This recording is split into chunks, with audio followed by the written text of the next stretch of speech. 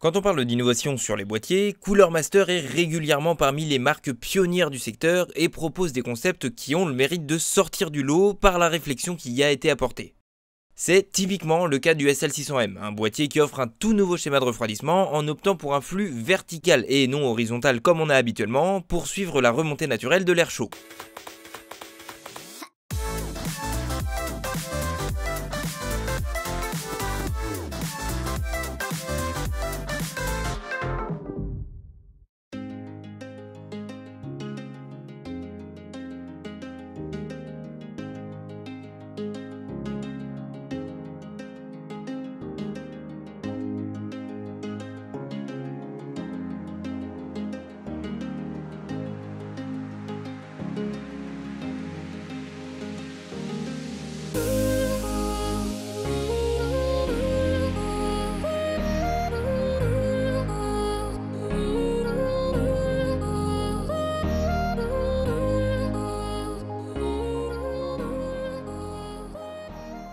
Dès les tech specs, ce SL600M nous propose un easter egg puisque Cooler Master nous a confirmé qu'il pèse précisément 13,37 kg.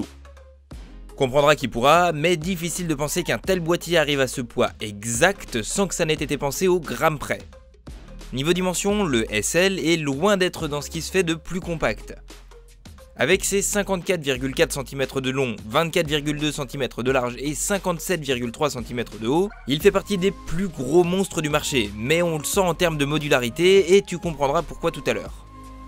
Son châssis en acier sert de structure à une façade et à un top en aluminium gris, à un panneau arrière en acier noir et à une désormais classique vitre en verre trempé. Point positif dès l'ouverture des panneaux latéraux, il dispose d'un système de sécurité pour éviter qu'il ne tombe, système que Cooler Master a repris de ses autres boîtiers et qui est extrêmement appréciable quand on voit le poids des panneaux. Sa grande hauteur est due au pied en aluminium obligatoire du fait de la conception même du SL600M. Le boîtier doit pouvoir aspirer le plus d'air frais possible par en dessous sans pour autant que la poussière ne s'y colle. Au final, ce n'est pas moins que 58 mm d'espace libre qui seront créés sous la structure elle-même pour avoir le meilleur airflow possible. Bon, du coup, il est plutôt haut, mais il permet à la config de profiter d'un apport d'air bien plus intéressant. A l'avant, le front panel biseauté laisse place à une interface I/O pour le moins complète. On retrouve les classiques 2 USB 3.0, 2 USB 2.0 et 2 prises jack, mais également un USB type C en 3.1 et un Reobus à 4 modes, auto, low, medium et high. Enfin, point kéké bonus bien pratique, Cooler Master a ajouté un capteur de proximité qui allumera les ports USB dès lors qu'on passera la main devant ce dernier pour pouvoir brancher tes périphériques sans galérer en cas de basse luminosité. Avec de telles dimensions, le boîtier se permet logiquement d'accueillir tous les types de cartes mères, qu'il s'agisse de mini ITX, micro ATX, ATX et jusqu'au EATX. En parallèle, son agencement intérieur lui permet de tenir des cartes graphiques mesurant jusqu'à 41,2 cm, ce qui englobe l'entièreté des cartes graphiques disponibles aujourd'hui, et de très loin. Il accepte également des ventirades allant jusqu'à 191 mm de haut. Encore une fois, même les gros NHD15 ou Darkrock Pro 4 par exemple passeront sans broncher, mais il te faudra penser à les tourner de 90 degrés dans le sens horaire pour qu'ils suivent le flux d'air. En ce qui concerne le bundle, Cooler Master a opté pour un carton d'accessoires intégré au sein des protections en polystyrène. Dans ce bundle, on trouve toute la visserie habituelle, mais également 8 colliers de serrage, le connecteur USB qui ira se brancher au hub sur lequel on reviendra, et enfin d'un chiffon destiné à nettoyer le boîtier. On notera l'absence sur un boîtier de cette gamme d'un riser permettant de passer la CG à la verticale pour laisser l'air passer de chaque côté et améliorer l'airflow vertical.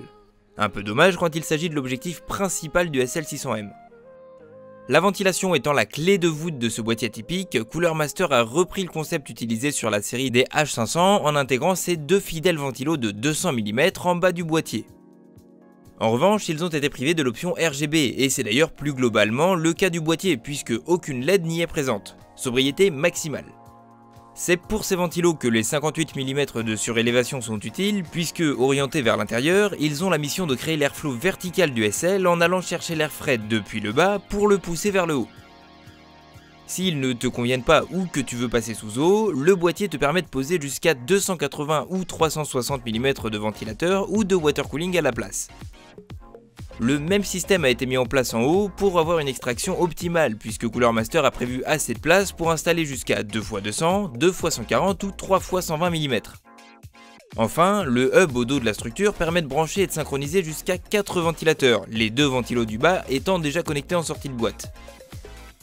Un câble sera alors connecté au Rhéobus à l'avant, un second dont on te parlait dans le bundle ira se brancher en USB 2.0 à la carte mère, un troisième se connectera sur un port PWM libre pour contrôler le mode automatique, et enfin l'alimentation de tout ce petit monde sera faite en SATA. Si tu poses un water cooling, il te faudra penser à mettre les ventilateurs à l'extérieur de la structure pour que le radiateur ne tape pas contre la carte mère ou la RAM, mais Cooler Master a pensé à tout.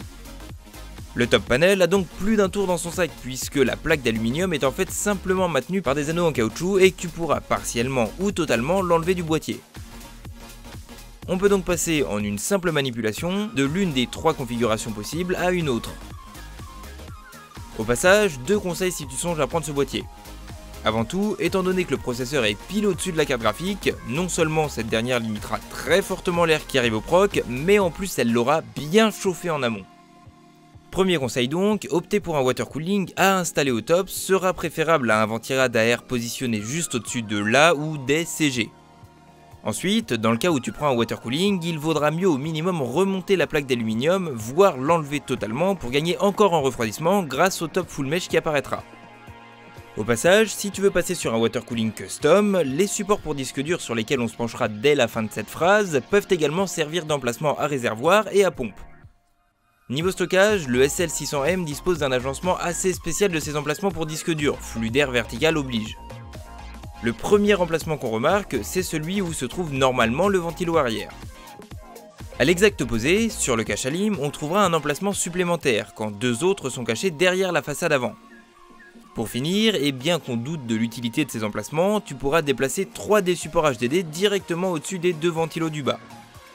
Bon, vu l'obstruction provoquée en termes d'airflow, on ne saurait que trop te conseiller de n'utiliser que les emplacements de base sous peine de baisser les performances de refroidissement du boîtier.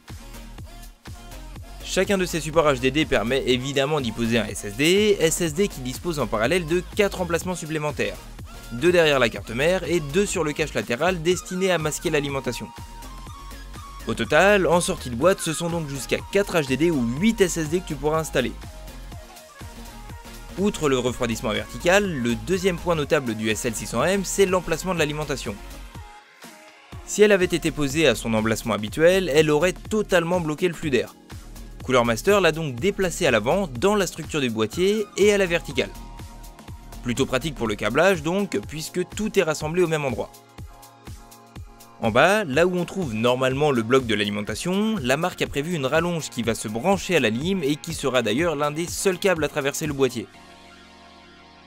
Pour tenir le poids d'une alimentation à la verticale, tu te doutes que le système est légèrement plus complexe que dans les boîtiers habituels. Comme en plus Cooler Master en a profité pour proposer un système de cache à lime poussé esthétiquement, on a donc 3 pièces à enlever pour pouvoir fixer le bloc.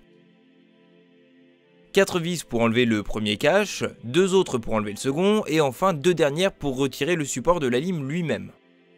L'avantage de ce système, que la marque a repris de ses fameux Master Case, c'est que tu peux les régler à la hauteur qui te sera la plus facile d'accès. S'il est indiqué pour tenir des alimes jusqu'à 200 mm, le fait de descendre le cache jusqu'au dernier cran laisse encore plus de place et permettra d'y poser de très grosses alimes. On t'en parlait tout à l'heure quand on était sur le refroidissement, le SL600M offre la possibilité de tourner la plaque de fixation des cartes graphiques au complet pour que tous les ports d'extension soient à la verticale. Dans la pratique, et c'est là qu'on en revient au manque du riser intégré, on te conseillera fortement de le faire tant le fait que là où les cartes graphiques soient à la verticale est important.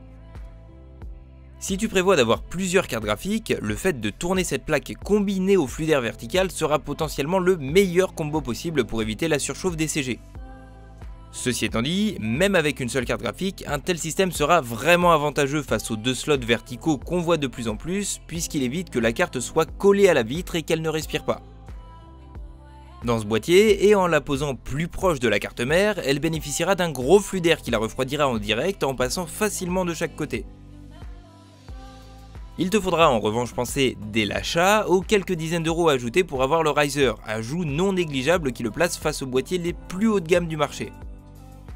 Second point qu'il faudra prendre en compte s'il t'intéresse, son flux d'air fait que le processeur prend en direct l'air chauffé par là ou les cartes graphiques et qu'il te faudra donc investir dans un très gros refroidissement. Si possible, un water cooling sera même envisageable pour décaler le plus possible la surface en contact avec l'air de la carte graphique. Attention, si tu optes pour un water cooling de 360 mm, il se positionnera juste au-dessus de la sortie de l'alimentation et devra composer avec son air déjà chauffé. En somme, ce SL600M est clairement un boîtier très original de par son esthétique d'un côté, mais surtout son concept pour le moins intéressant et novateur de l'autre. Ceci dit, ce concept fait face à de nouvelles contraintes qu'il faudra prendre en compte et le refroidissement des cartes graphiques en est l'exemple le plus flagrant. Il sera optimal si tu utilises un riser pour passer une carte unique à la verticale et d'autant plus si tu veux mettre un SLI en place, mais il faudra systématiquement acheter le D-Riser en plus. Un par carte graphique évidemment. Si en sortie de boîte il est en frontal avec les Evolve, Darkbase Pro, H500M ou encore le 570X, il faudra penser au supplément Riser pour lui permettre de donner le meilleur de lui-même. Il te faudra aussi faire extrêmement attention au processeur qui prendra un sacré coup de chaud et qui aura clairement besoin d'un refroidissement adapté, voire qui pourrait passer pour surdimensionné sur un boîtier plus commun.